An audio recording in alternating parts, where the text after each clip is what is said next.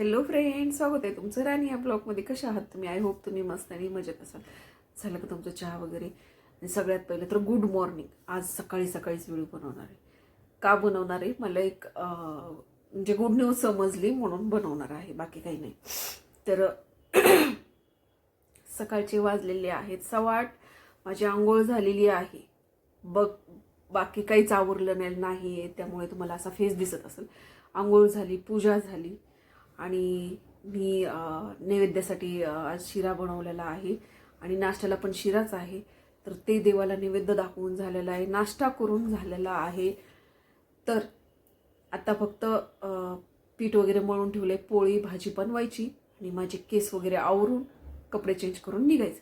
तर मला त्याच्या पहिले एक छोटासा व्हिडिओ बनवावा म्हटलं की नाही का, परत मी विसरते, आणि आता मी योगा स्टार्ट केले ना, तर काय होतं, योगा वगैरे करण्यामध्ये पण माझा बराच वेळ जातो. तर मग स्वयंपाकाचा टायमिंग होतो, नंतर मग व्हिडिओ बनवायला टायमिंग नाही भेटत.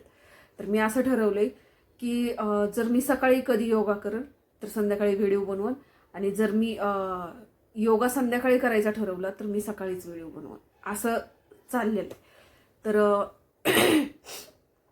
विषय असा आहे की लाडकी बहीण योजनेचे फॉर्म कुठल्या ताईंनी भरलेत आणि भरले का नाही, तर लास्ट तारीख जवळ आलेली आहे. तर लवकरात लवकर फॉर्म भरून घ्या, कारण बऱ्याच जणांचे पैसे जमा झालेले आहेत बरं का. तर आता मी तुम्हाला सांगते, मला आज सकाळीच माझ्या बहिणीचा फोन आला की तिचे फॉर्म वगैरे भरला होता आणि तिला म्हणजे नाही का मेसेज आला की पैसे जमा झालेत म्हणून.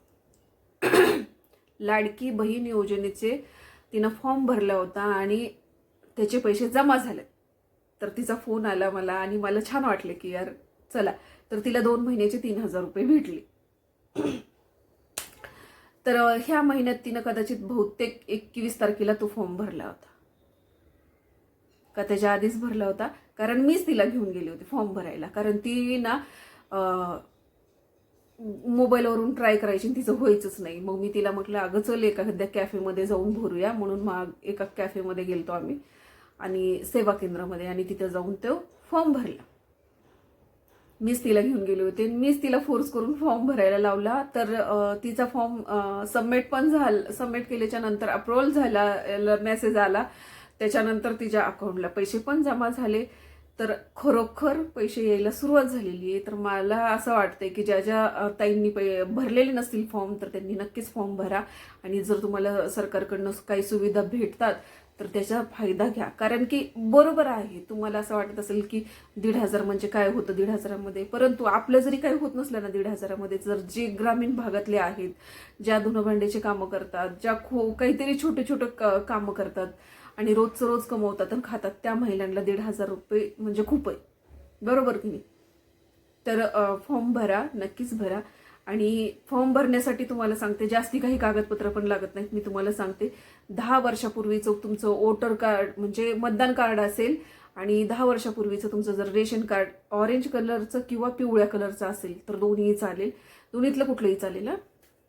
आणि दुसरं लागणार आहे तुमचं आधार कार्ड आणि मतदान कार्ड, रेशन कार्ड, आणि चौथं लागणार आहे तुमचं बँक अकाउंटचं पासबुक.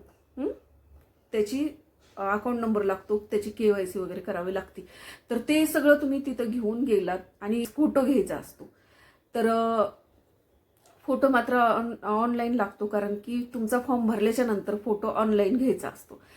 ते आधार कार्ड आपण कसं अपडेट करायला गेल्यानंतर असतं, सेम तशी फोटो घ्यावा लागतो. तर ते तुम्हाला तिथं स्वतःच जावं लागतं. जो व्यक्तीचा फॉर्म भरायचा आहे त्या व्यक्तीनं स्वतः जावं लागतं. तर तुमच्याकडे हे जर असेल, जर समजा शाळा सोडलेल्याचा दाखला नसेल, जन्माचा दाखला नसेल, तरी सुद्धा फक्त तुमचं रेशन कार्ड 10 वर्षापूर्वीचं आणि मतदान कार्ड 10 वर्षापूर्वीचं, हे दोन्ही असेल, आणि बँकेचं पासबुक आणि आधार कार्ड हे पाहिजे. आणि तुमचं बँकेला लिंक असलं पाहिजे आधार कार्ड, बरं का, हे पण सांगते. तर लिंक तर आता नवीन जे अकाउंट काढतायत त्यांचं लिंक ऑलरेडीच होते, परंतु ज्यांचे जुने आहेत अकाउंट त्यांनी नक्कीच जाऊन बँकेतून लिंक करून घ्या. तर तुम्हाला अप्रुव्हल झालं तर लगेच तुमच्याच मोबाईल नंबरवरती मेसेज येतो. जर तुम्ही मोबाईल नंबर दिलेला असेल तर मोबाईल नंबरवरती मेसेज येतो अप्रुव्हल झालाय म्हणून, आणि त्याच्यानंतर परत कॅश पण जमा होते. तर असं झालेलं आहे. मी माझ्या बहिणीला तिला भरायला हे होत होतं, म्हणजे नाही का, हे नाही ते नाही असं करत होती. मी म्हटलं चल जेवढे आहेत तेवढे घेऊन चल, जर झालं तर भर, नाही झालं तर नाही. आपली काही जबरदस्ती थोडी नाही, बरोबर की नाही. परंतु तिच्याकडे ते होतं, काय होतं, 10 वर्षापूर्वीचं तिच्याकडे रेशन कार्ड होतं आणि 10 वर्षापूर्वीचं तिच्याकडं मतदान कार्ड होतं. त्याच्यामुळं तिचं काम ते दोन्ही ह्याच्यावरतीच झालं. आणि आता तर तुम्हाला माहिती आहे, आधार कार्ड तर सगळ्याकडेच असतं, अकाउंट प्रत्येकाकडे आहे. तर ते होऊन गेलं आणि पैसे पण आले. तर मला तुम्हाला सांगायचं, आता तुम्हाला असं वाटलंही करायचं होतं, परंतु माझं काही कारणाने झालं नाही. कारण की माझ्याकडे रेशन कार्ड नव्हतं. माझ्याकडे रेशन कार्ड नव्हतं. आणि दुसरा मुद्दा, माझ्याकडे मतदान कार्ड आहे, परंतु मतदान कार्ड मी आत्ताच चेंज केले. तर माझ्याकडे 10 वर्षापूर्वीचं मतदान कार्ड नाही आहे आणि रेशन कार्ड आहे. तर ते रेशन कार्डवरती माझं होऊ शकत नाही, कारण माझं रेशन कार्ड आहे व्हाईट कलरचं. कारण तुम्ही समजू शकता आता. तर असं आहे, म्हणून माझं होऊ शकत नाही. आता माझं इथून पुढे मी वेगळं रेशन कार्ड काढणार आहे. माझ्या फॅमिलीचं, माझ्या मुलांचं आणि माझं रेशन कार्ड वेगळं काढणार आहे. त्यामुळे इथून पुढे जे काही समजा येतील सरकारच्या काही योजना, त्याच्यामध्ये भेटला लाभ तर भेटेल. ह्या योजनेमध्ये मला लाभ भेटणार नाही आणि आता माझ्याकडे वेळ पण नाही आहे. म्हणजे बघा, आता मी नवीन रेशन कार्डला अप्लाय करणं, हे करणं, सगळे ते कुटाने आहेत. आणि पहिलं मला त्या रेशन कार्डमधून माझे मुलांचे नावं कमी करावे लागतात. नंतर मग मला दुसरं रेशन कार्ड काढण्यासाठी अप्लाय करावं लागतं आणि ते येणार कधी, तोपर्यंत ह्याची डेट निघून जाईल फॉर्म भरायची, बरोबर की नाही. त्यामुळे माझं काम होत नाही आणि मी तो विषय सोडून दिलेला आहे.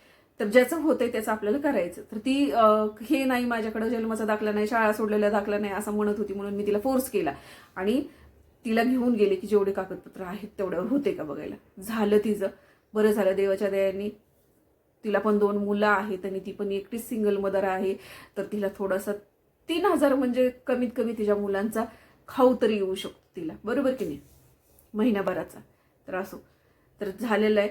म्हणून तुम्हाला खरोखर झालेली आहे तर तुम्ही नक्कीच मला असं वाटतं की प्रयत्न करावेत. फॉर्म ज्यांनी भरले नसतील त्यांनी भरावेत आणि ज्यांना नियमात बसतात त्यांनी नक्कीच फॉर्म भरावेत, मला असं वाटतं.